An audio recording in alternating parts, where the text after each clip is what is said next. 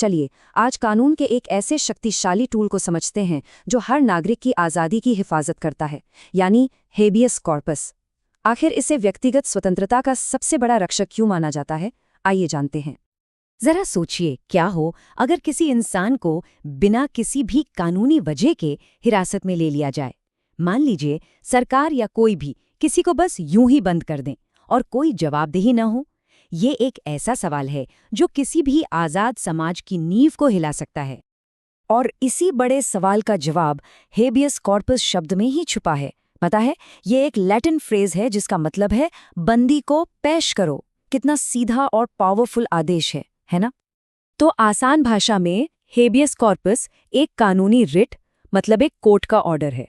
ये ऑर्डर अदालत किसी भी उस अथॉरिटी को देती है जिसने किसी को हिरासत में रखा है, और उनसे कहती है कि भाई उस व्यक्ति को हमारे सामने पेश करो और बताओ कि उसे हिरासत में रखने का तुम्हारे पास क्या ठोस कानूनी कारण है।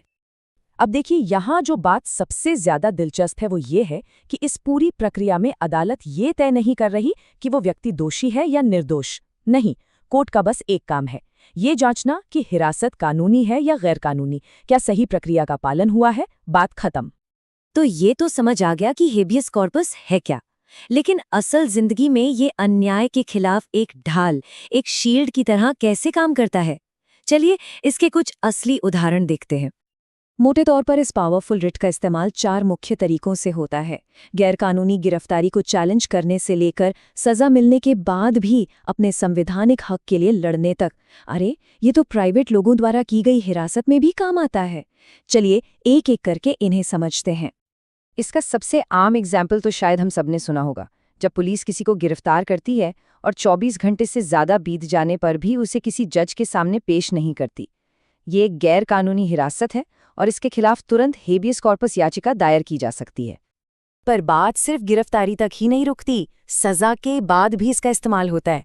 मान लीजिए कोई कैदी है जिसे लगता है कि उसे दोषी इसलिए ठहराया गया क्योंकि उसके वकील ने ठीक से उसका केस ही नहीं लड़ा, जिससे उसके संवैधानिक अधिकारों का उल्लंघन हुआ, तो वो अपनी सजा को हेबियस कॉर्पस के जरिए चुनौती दे सकता है। और ये मत सोचिए कि ये सिर्फ सरकारी हिरासत तक ही सीमित है। इसका इस्तेमाल निजी मामलों में भी होता है, जैसे कि बच्चे की कस्टडी का कोई विवाद हो, या अगर किसी को उसकी मर्जी के खिलाफ किसी प्राइवेट अस्पताल में जबरदस्ती बंद कर दिया गया हो। तो हमने ये देख लिया कि हेबियस कॉर्पस कहाँ-कहाँ इस्तेमाल होता है, लेकिन अब सवाल ये उठता है कि ये असल में काम कैसे करता है, इसके नियम क्या हैं और क्या इसकी भी कोई सीमाएं हैं। हाँ, ये समझना भी जरूरी है कि ये रिट हर स्थिति में लागू नहीं होती। इसकी भी कुछ सीमाएं हैं। जैसे अगर किसी व्यक्ति को एक लीगल ट्रायल के बाद सक्षम अदालत ने सजा दी है, तो हेबियस कॉर्पस का इस्तेमाल नहीं हो सकता। इसी तरह अदालत की अवमानना के मामलों में, या जब व्यक्ति अदालत के अधिकार क्षेत्र से ही बाहर हो, तब भी ये रिट लागू नहीं होती। भारत में ये याचिका हाईकोर्ट और सुप्रीम कोर्ट दोनों जगह दायर की जा सकती है। इंटरेस्टिंग बात यह है कि हाईकोर्ट का दायरा यहाँ ज़्यादा बड़ा है। वो आर्टिकल 226 के तहत मौलिक और दूसरे कानूनी दोनों तरह के अधिकारों के लिए ये रिट जारी कर सकता है।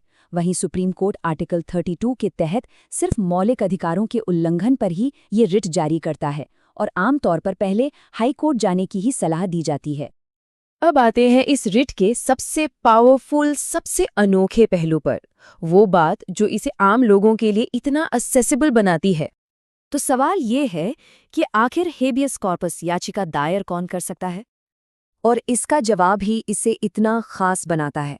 सिर्फ हिरासत में लिया गया व्यक्ति ही नहीं, बल्कि कोई दोस्त, कोई रिश्तेदार, या यहाँ तक कि कोई भी आम नागरिक जो समाज की भलाई चाहता है, वो भी उस व्यक्ति की ओर से ये याचिका दायर कर सकता है। ऐसा इसलिए है क्योंकि जब किसी की आज़ादी दांव पर हो तो कानून प्रक्रिया को आसान बना देता है।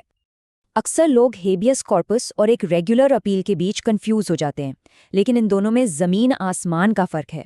देखिए, हेबियस कॉर्पस हिरासत की वैधता पर तुरंत सवाल उठाता है, क्या ये लीगल है, जबकि अपील सज़ा मिलने के बाद होती है और वो निचली अदालत के फैसले में हुई गलतियों को चुनौती देती है। दोनों का मकसद और समय बिल्कुल अलग है। और इस अधिकार की सबसे बड़ी ताकत क्या है? 40th संशोधन के बाद भारत में इमरजेंसी के दौरान भी जीवन और व्यक्तिगत स्वतंत्रता के अधिकार को सस्पेंड नहीं किया जा सकता। इसका मतलब है कि हेबियस कॉर्पस का अधिकार सबसे मुश्किल समय में भी एक नागरिक की ढाल बनकर खड़ा रहता है। तो हमने इसके नियम और ताकत सब कुछ समझ लिया, लेकिन आखिर में सवाल ये है कि ये हमेशा इतना महत्वपूर्ण क्यों रहेगा? इसकी स्थायी विरासत क्या है? अगर एक लाइन में कहें तो ये सरकार की मनमानी शक्ति के खिलाफ हर नागरिक का कानूनी कवच है। ये सुनिश्चित करता है कि कोई भी सरकार या अधिकारी कानून से ऊपर नहीं है और किसी भी व्यक्ति की आज़ादी को बिना कानूनी प्रक्रिया के नहीं छीना जा सकता। तो ये हमें एक आखिरी सवाल पर छोड़ जाता है, किसी भी समाज में सत्ता पर असली लगाम क्या है? शायद इसका जवाब हेबियस कॉर्पस जैसे अधिकारों में ही है, जो हर एक नागरिक को राज्य के खिलाफ खड़े होने की शक्ति देता है।